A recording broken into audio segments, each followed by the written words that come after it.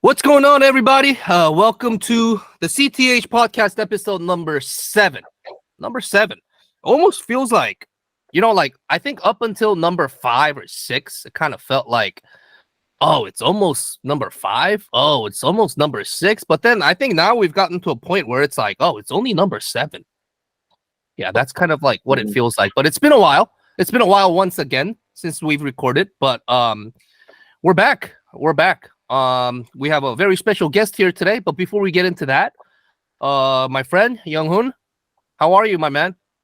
I'm good, all good. Lately, I have much worked as a commentator of La Liga, Spanish La Liga in Korea. So I couldn't sleep well because normally 4 a.m., 5 a.m. we have a match in Korea. Because Spain still is too hot and they cannot play in 1 p.m., 2 p.m. They cannot play in that hour, that time. So I have many things to do, but I'm good. And now I'm here again. Yeah. So for those of you who don't, it's probably because we haven't done a good enough job introducing ourselves, to be honest, on this podcast. But for those of you who don't know, Young-hoon is a commentator.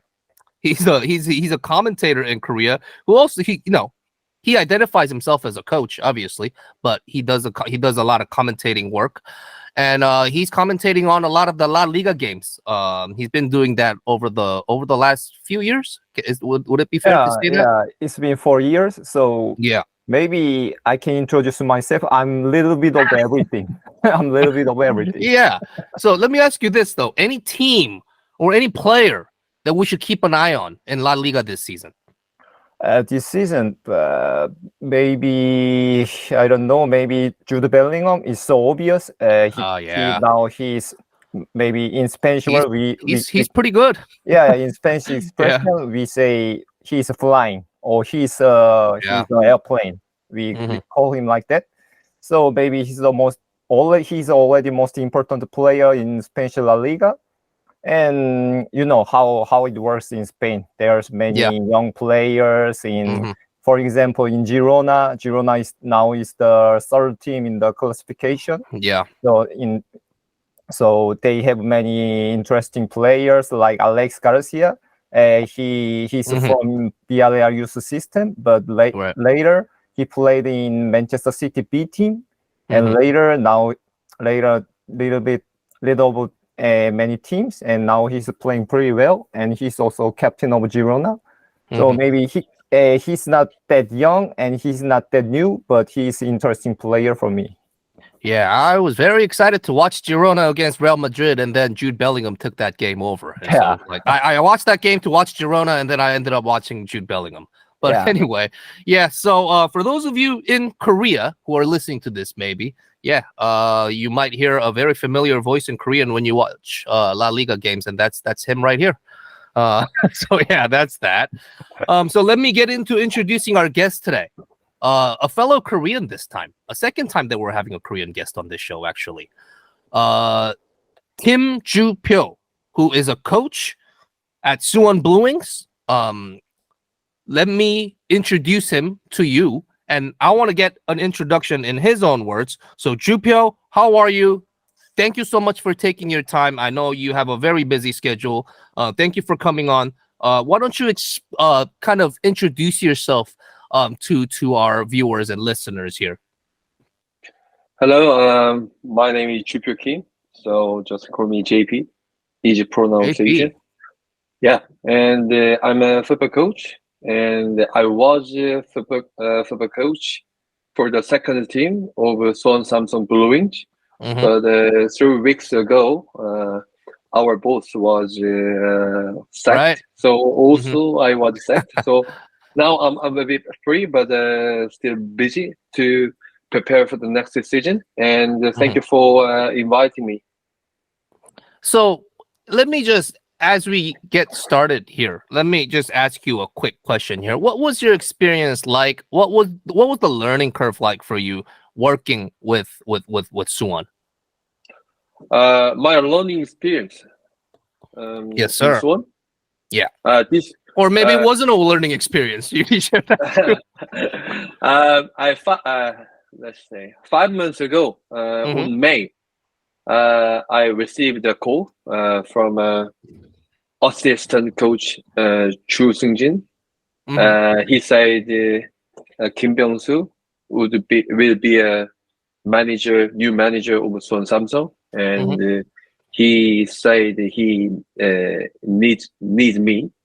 So, and I said yes. So I joined the Suwon Samsung professional team on May, and we prepared the K-League game because at the time Suwon was in the position of relegation, but still Suwon Samsung is now the position of relegation.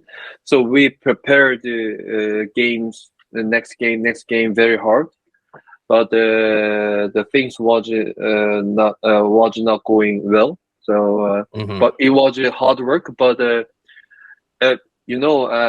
football always give us always some many learning times. Sure. So I learned a lot, and also I'm still really a young coach. So from the experience, I can say I evolved a lot as a coach and as a human. Very interesting. So Young-hoon, you also have some coaching experience in the K-League as well.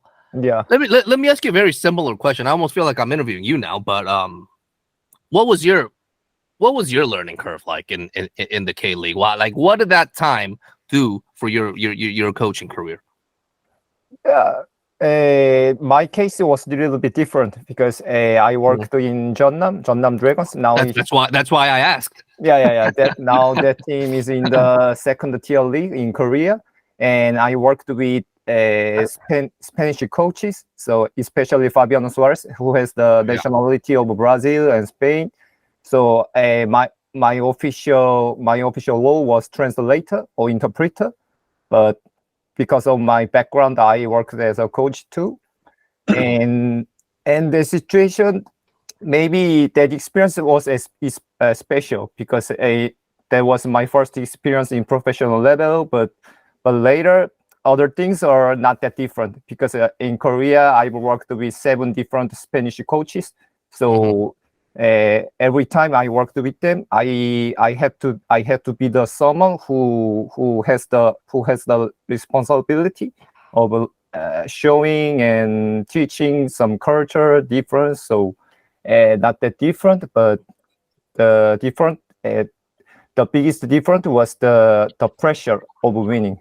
You have to win because when you lose next week, or I'm not gonna say many things, but every week after the match, I had a reunion with president and some workers from the office. So that was the pretty different. But that pressure is the positive thing because that makes you better than yesterday or better than 1 week before. Sure. Yeah, no, JP, I kind of feel like you can relate to this because your team was in a situation where they were, under pressure to win points every week. Yeah. As you know, Suwon Samsung is, I can say, special club in K-League. Yeah, because definitely. As a coach, when I have a match in front of Suwon Samsung Bluewings fans, Grand Blue, it's really special because they give everything in every match. They supported us a lot, so it was a very sometimes emotional. So the legend Seo Jung-won say we can do everything because our supporters is always amazing. Yeah. So it was very emotional, but it was also for me, kind of ambition to be a head coach next time in front of this kind of very good supporters.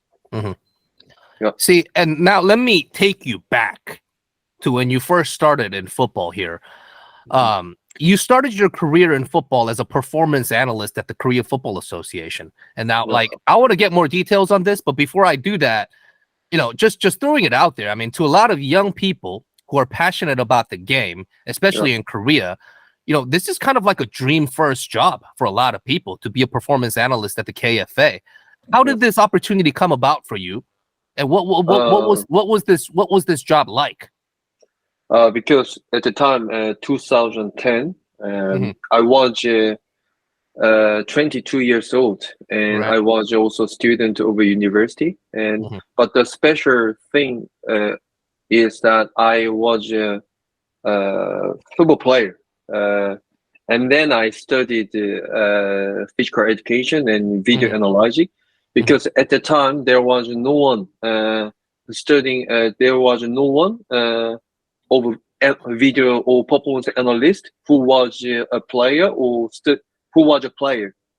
So that's why this kind of specialty gave me an opportunity of working in KFA, especially under 19 national team player.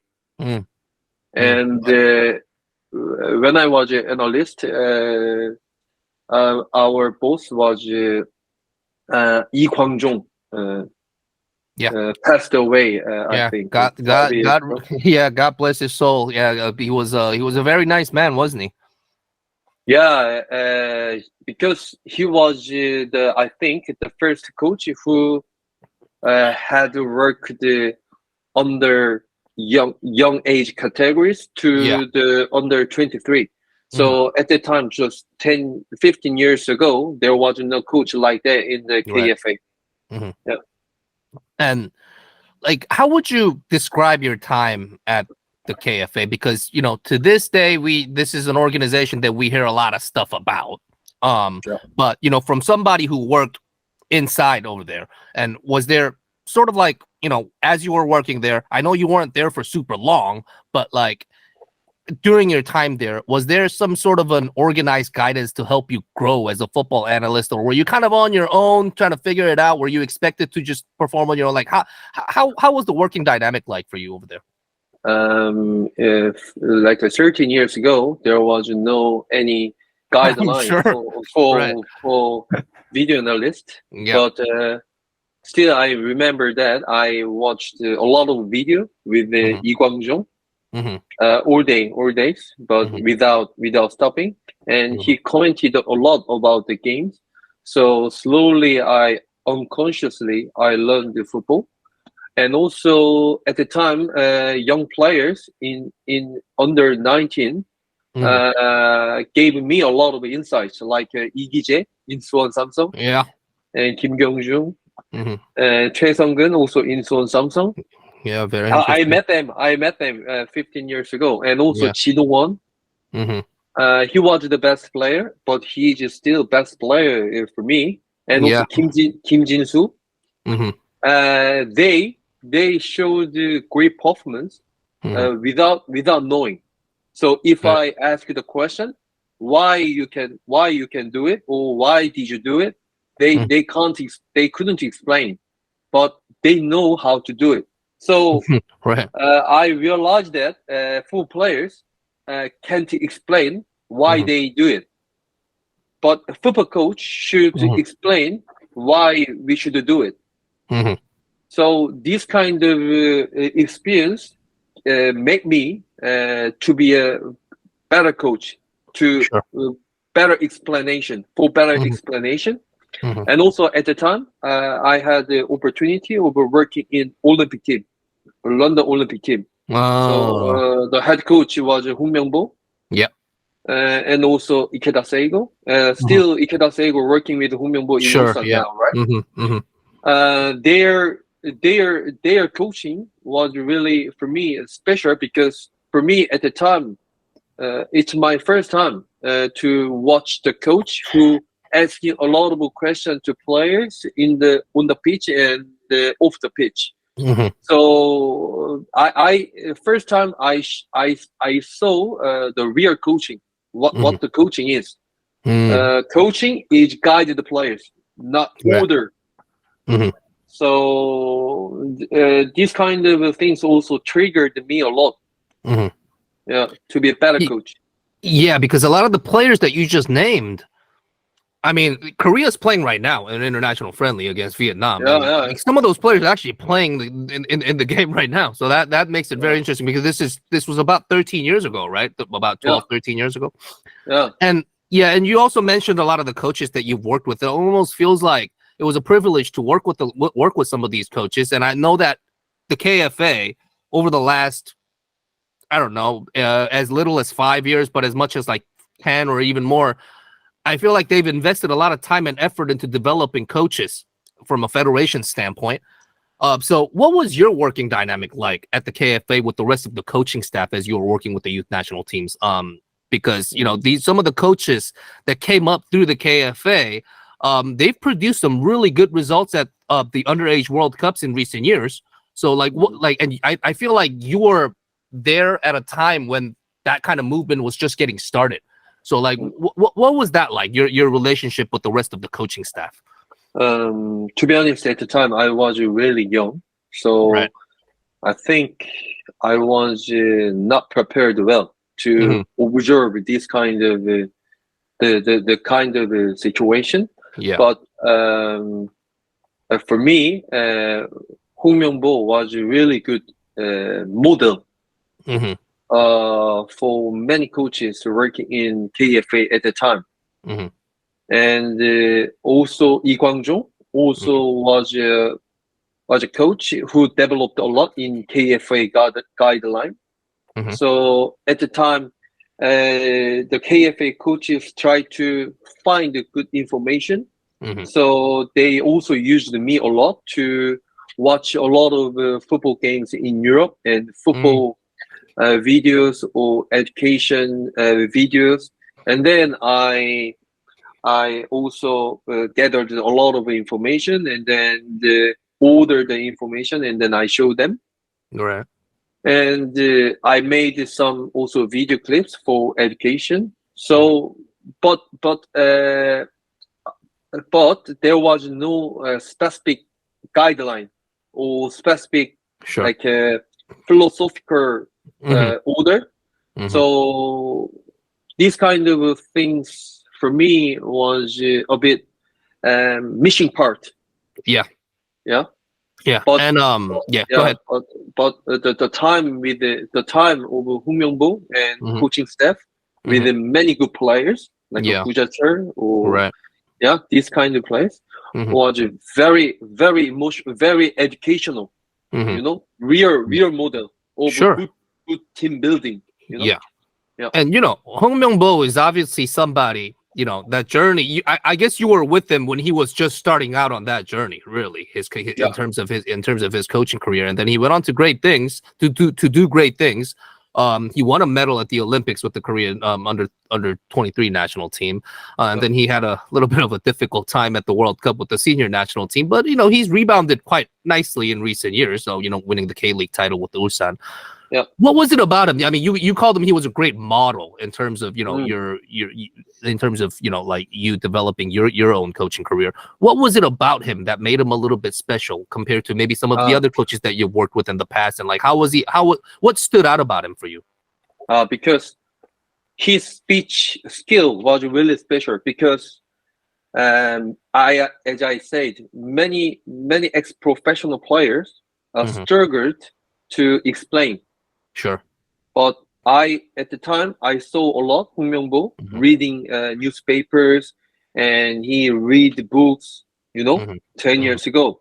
And also, when I had a meeting with many Dutch coaches who had worked in Korean national team, they say that, do you know Pim Berbeck? Yeah. Yeah, of course. Yeah. I heard that Hong Myung-bo had a lot of impact, influenced by Pim Berbeck. Yeah. Interesting. So because Pim Berbeck is a really good coach, because I saw him in the coaching conference, and he was very knowledgeable. So Hong Myung-bo, I heard that Hong Myung-bo received a lot of influence from him, and also because Hong Myung-bo also was the coach, assistant coach of the Korean national team when Kim Bebe was a head coach of a national team. Mm-hmm. So player experience as a player and also learning as a coach from good coaching model and from his own effort by reading books or by reading many things made him a better coach. You know, now in Ulsan. Right. Yeah? And you know, your second official job in football, interestingly enough, was a bit different from what you did at the KFA. It looks like, at least on paper, you were the fitness coach for Seongnam FC under-18 team. Yeah. I would imagine that the kind of work that you performed was completely different from when you were at KFA to what you were doing at Seongnam. Or am I wrong in saying that? Like, what was that experience like for you when you were starting out of the youth team in the K-League?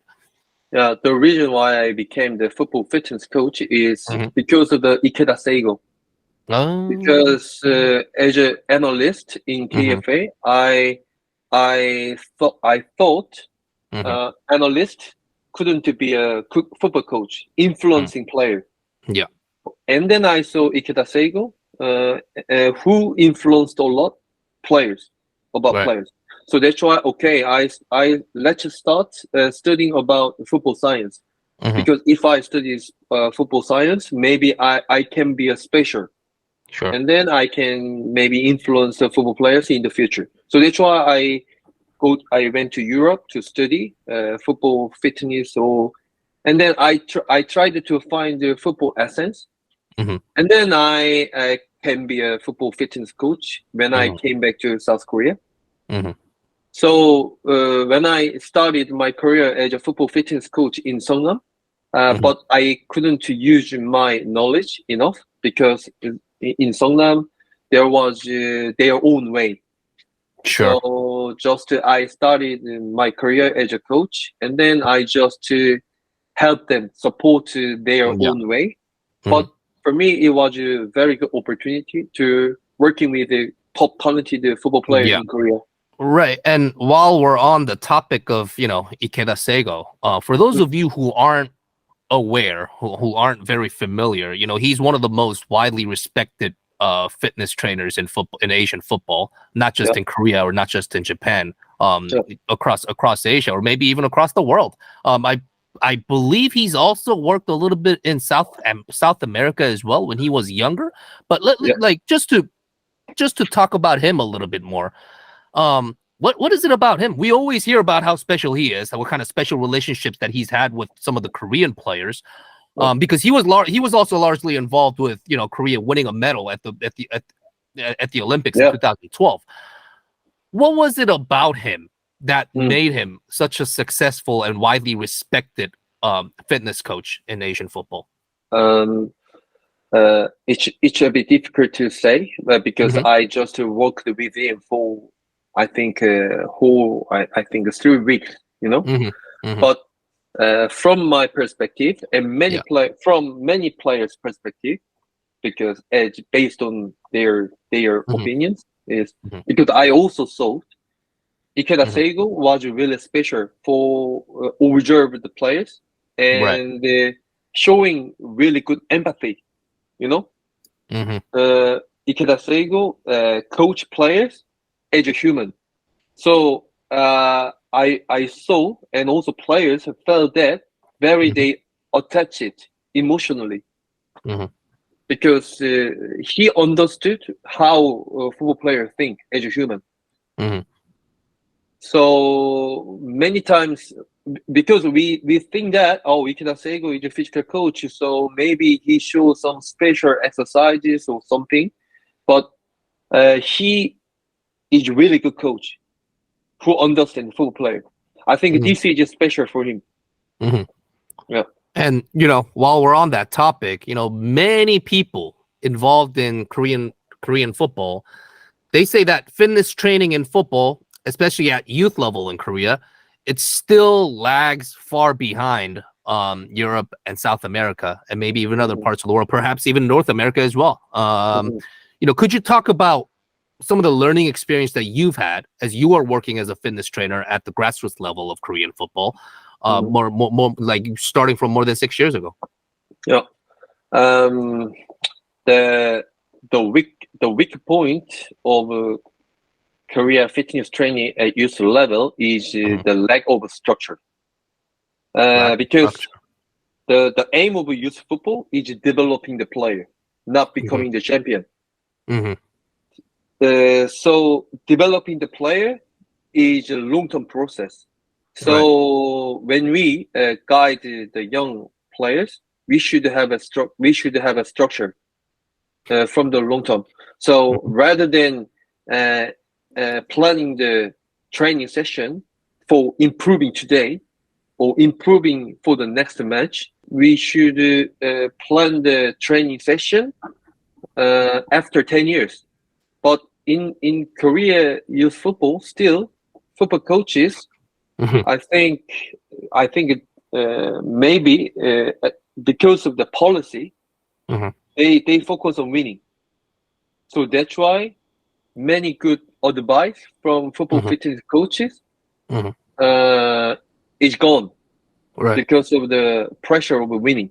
But the good point is, I think 10 years ago, when I was a player, we were trained by suppressing the uncomfortableness in our brain, because we ran a lot around the pitch.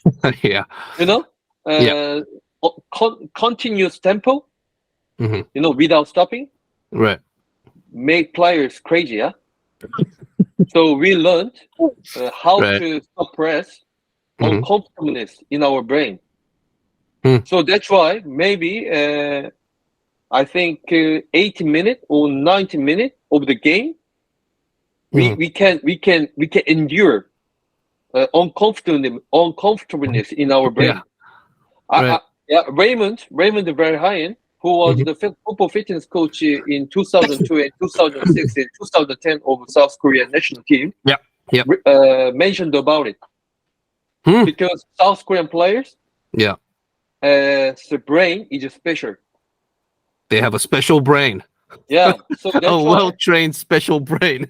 Yeah, so that's why Raymond said pushing Korean national team players over their limit was really good during the preparation of 2002. So that's why their football fitness level went really higher than other opponents. It's almost like because of their background and because of their experiences since a young age, they almost have a higher tolerance for higher intensity training. Maybe would it be correct to kind of look at it like that?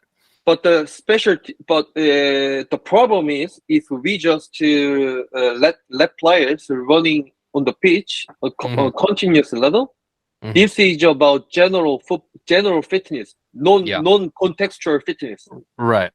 So strong brain, but without good decision making fitness. Right. So Raymond Verheyen and the Dutch coaches improve Korean players having strong brain in the football context.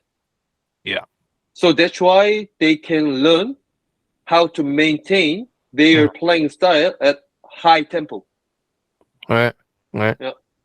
And after a year at Seongnam, you moved on to Suwon Samsung Bluewings, where you've spent quite a good amount of time. And you first held the same position there as their under 18 side a fitness coach. From outside looking in, Suwon, they're one of the clubs with a much better infrastructure and facilities than Seongnam, the way we look at it from the outside. Was your experience any different at Suwon compared to Seongnam? What was that transition like for you as a coach? I moved to Suwon because at the time the head coach of Suwon Samsung under 18 was Ju Seung-jin, and he wanted me to work there. And as you said, Suwon Samsung has a good really infrastructure and guideline for youth development. And for the about 4 years, I was really happy to apply my knowledge in a fully. So because I learned a lot from Raymond Verheyen and the UK about training methodology. So I applied football periodization and training methodology for youth development in Suwon Samsung without any compromisation. So from the experience, I learned a lot because without the theory without experience is useless. Right. Yeah. Yeah. But I think because in Korea the problem is even good football fitness coach having good knowledge have no place to apply the knowledge in Korea. Sure. No one, I think. But in the youth level, I'm really satisfied because I can be at the time I can be a football fitness coach who can apply all knowledge in the youth academy level. So it was very special for me. Yeah, and based on these conversations that we've had, and the experiences that you've had as a fitness coach, and also as more of a general football coach as well. During your time with Suwon under 18, I want to use this player as an example. You had a chance to coach Jung Sang-bin, who is currently the under 23 national team player for Korea, playing for Minnesota United in MLS. Obviously he was one of the best players in Korea in his age group, probably still is. But he struggled a lot with injuries in the last year and a half. And I know this was a problem for him even when he was a little bit younger as well.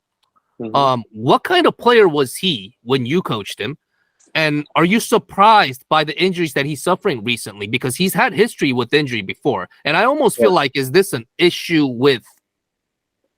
an issue that was never really addressed when he was younger, when he was in Korea, maybe? But because that always seemed like a perpetual issue for him. So what was your experience like working with him, and what's kind of like your opinion on where he is in his career in terms of, because injuries have hampered him a little bit. He was in Europe at a very young age, which could have worked out great for him, but it didn't quite work out, and injuries had a big part in that as well, from what I've heard.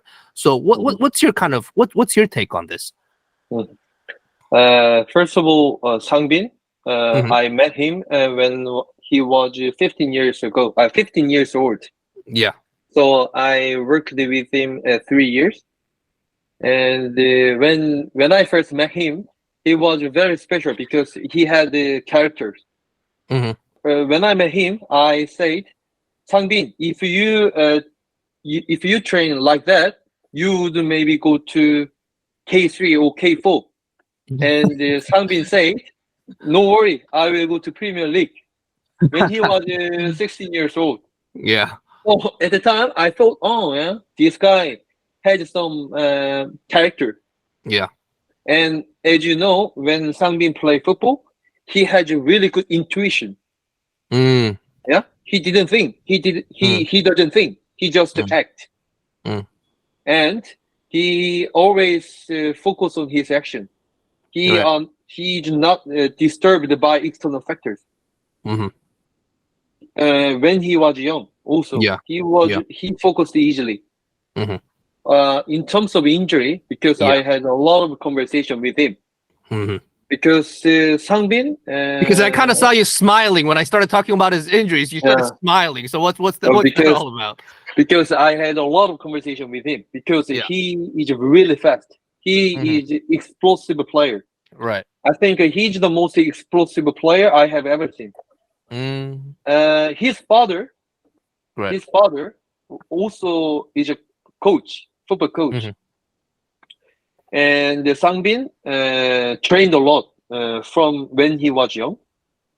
But the problem is when he grows and his muscle is at the adult level, the muscle is not flexible at all.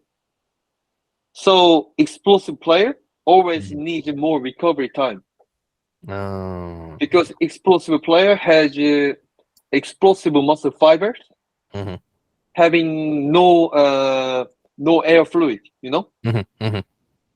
So explosive player have like explosive muscle fiber, so they need more recovery time. But Very many, interesting. so the problem is, you know, many explosive players in football in general easily get injured because they have the same training periodization with the normal players, having not many explosive muscle fiber. So they have normal player have more red muscle fiber, so more how can I say, more vein, so more blood fluid. So it looks like a red muscle fiber, you know? But explosive muscle fiber is white muscle fibers, not many blood fluid. Very interesting. So, you know, as a, you know, having been a fitness coach yourself, so what do you do with players like that? Do you kind of create a different kind of training methodology for them, or like how should a coach whose job is to, you know, train a team of 20 to 30 players, what can a coach do to kind of accommodate that for players, because they all have different characteristics and different physical features? So more recovery time is needed. So maybe let's say 1 day a week periodization planning. The explosive player needs more recovery time between the session. So maybe one session, maybe fit really high intensity and high volume training. The volume of training for explosive player should be half rather than full. This kind of tailoring periodization is needed for explosive player. And also the important thing is, youth level player, when they go to the next level, the intensity goes up. But you know, normally if intensity goes up, the volume should be lower. Right. You know, just imagine the learning machine. Right. Yeah. If you speed up, you can't run for, you know, 30 minutes. You only can run maybe 10 minutes because the intensity goes up. So youth player, if they go to the next level, the intensity goes up. So temporarily, the volume of training of youth players in professional level should decrease to have more time to adjust the training tempo and volume over first team training.